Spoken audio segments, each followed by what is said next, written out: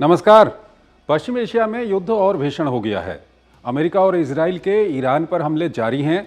वहीं ईरान भी इजराइल सहित अरब देशों पर मिसाइल और ड्रोन बरसा रहा है। इस सब के बीच अमेरिका के राष्ट्रपति डोनाल्ड ट्रंप का एक महत्वपूर्ण बयान भी सामने आया है। ट्रंप ने युद्ध खत्म होने में अभी कुछ और हफ्तों का समय बताया है। अमेरिका की ओर से आ रहे बयानों और किसी समझौते के प्रति ईरान के कड़े रुख को देखकर अब ये लगने लगा है कि इस इलाके में हालात अभी सामान्य नहीं होने वाले हैं।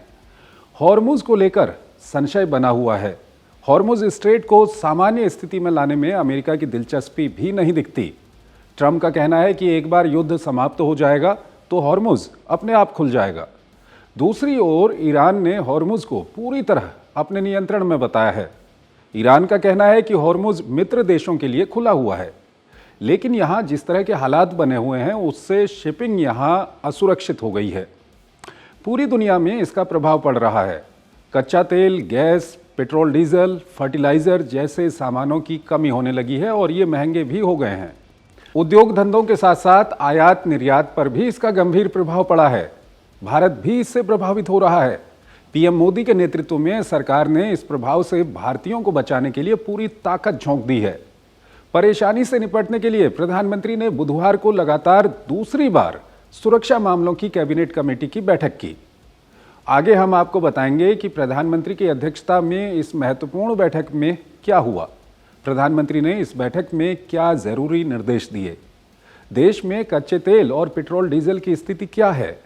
एलपीजी परेशानी से निपटने में सरकार कितनी सफल हो रही है। पश्चिम एशिया में भारतीयों की स्थिति क्या है।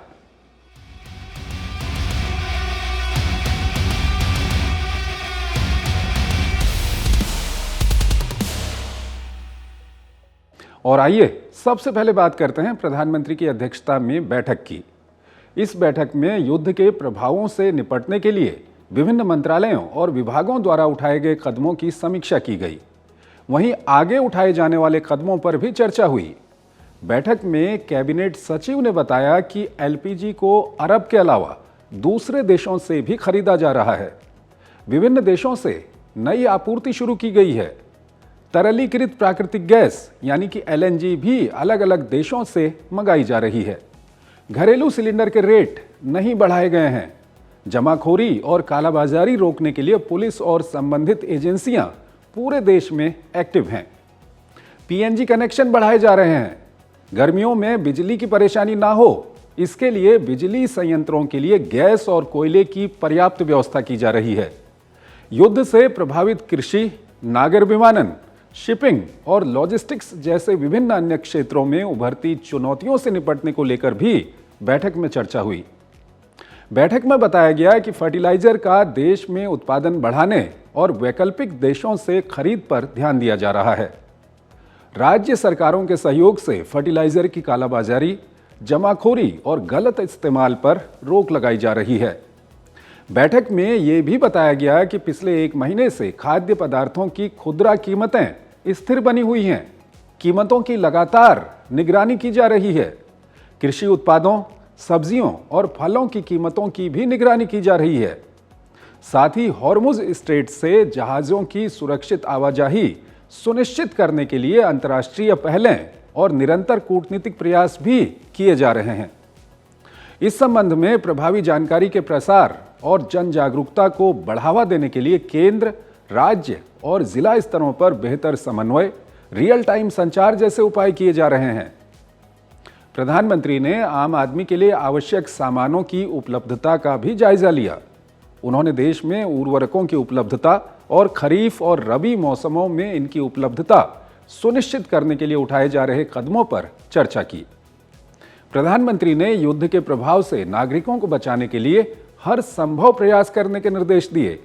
गलत जानकारी और अफवाहों को रोकने के लिए जनता तक सही जानकारी के सुचारू प्रवाह पर भी जोर दिया। प्रधानमंत्री ने सभी संबंधित विभागों को निर्देश दिया कि वो प्रभावित नागरिकों और प्रभावित क्षेत्रों की समस्याओं को कम करने के लिए हर संभव उपाय करें। सरकार के अब तक उठाए गए कदमों का प्रभाव भी भारत में दिख रहा है।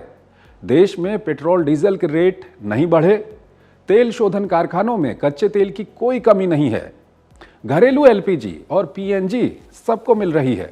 गाड़ियों को सीएनजी मिल रही है, कॉमर्शियल संस्थानों को कमी की स्थिति में वैकल्पिक ईंधन मिल रहा है, बुआई के सीजन तक देश में फर्टिलाइजर की पर्याप्त उपलब्धता भी सुनिश्चित की जा रही है।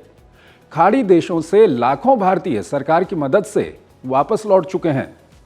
एक तरफ सरकार पूरी कोशिश कर रही है कि लोगों पर इस युद्ध का प्रभाव कम से कम हो, वहीं लोगों से अपील की गई है कि वो अफवाहों के चंगुल में ना फंसें, पैनिक ना करें और आधिकारिक और विश्वसनीय स्रोतों से ही जानकारी लें।